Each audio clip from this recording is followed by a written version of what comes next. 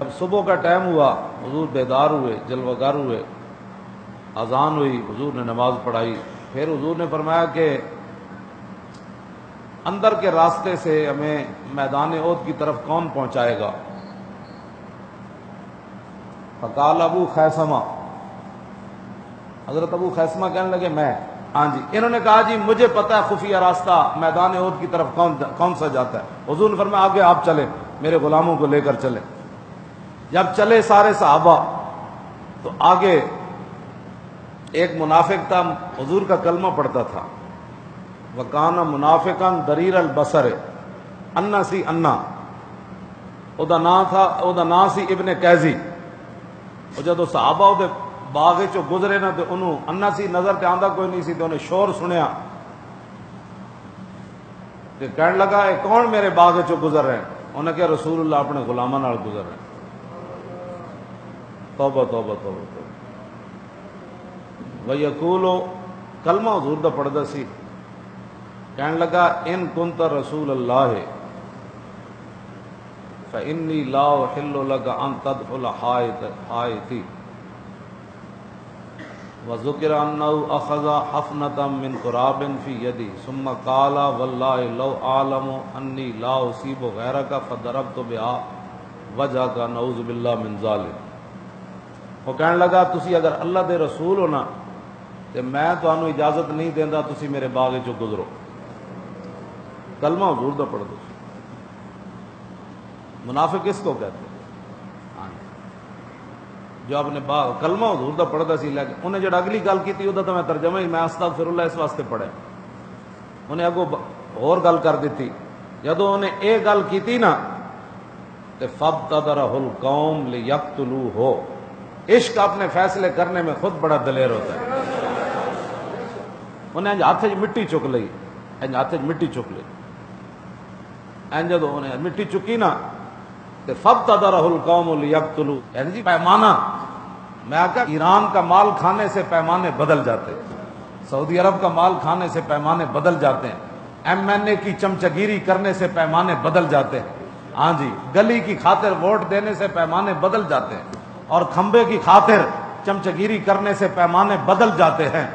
اور جب پیمانے اسی وقت ہی برقرار رہتا ہے جب انہیں جانا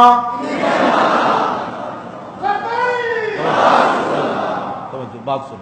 ہاں پیمانے اسی وقت ہی صحیح رہتے ہیں جب ہر طرف سے کان بند ہو جائیں اور صرف ایک ہی طرف کان اور فکر اور سوچ کھلی رہے۔ تو فابتدرہ القوم لیقتلوہ، اب صحابہ سمجھے تھے بے ادبی کیا ہوئی ہے، ہاں صحابہ سمجھ گئے تھے بے ادبی کیا ہوئی ہے، لیقتلوہ، اس کو مارنے کے لیے جب دوڑے تو فقال رسول اللہ، حضور نے فرمایا نا انہوں لا تقتلوا، انہوں مارنا نہیں۔ آگے میرے آقا نے کیا بات کر، یہ اکھاں کوئی نہیں، یہ اکھاں والا عیب ہے، اکھاں نہ ہونا عیب ہے، لیکن میرے آقا نے کیا بات فرمائی۔ ایک دوسری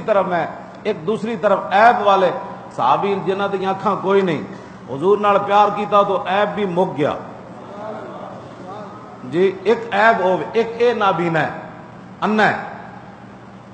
ایک ابن قیزی، انہیں حضور دے بارے گل کر دیتی ادا اور عیب ود گیا۔ حضور نے فرمایا لا تقتلوا فهذا الاعمى اعمى القلب واعمى البصر، ہاں جی، حضور نے فرمایا انہوں نہ مارو، اے اکھاں دا ہی انا نہیں، اے دل نہ بھی انا، ایک اے انا ہے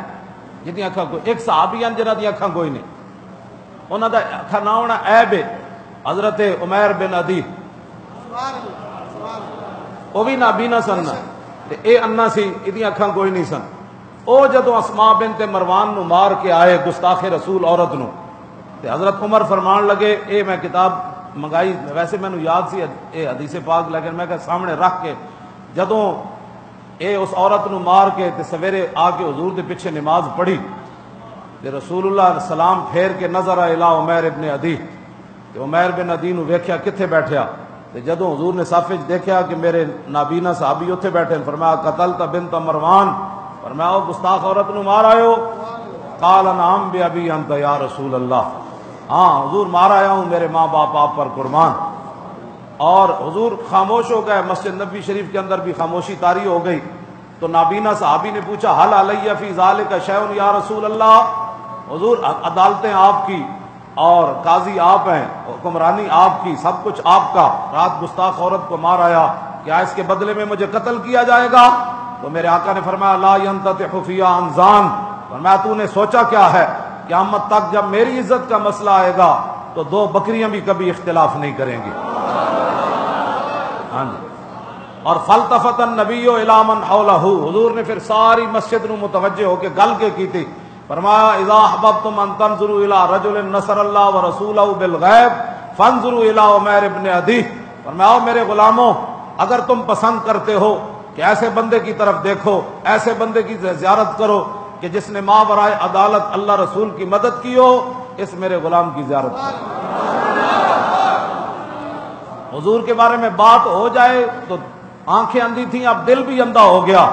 اور حضور کی عزت پر پیرا دیا جائے تو آنکھوں والوں کو کہا کہ اس نابینے کی زیارت کرو سارے۔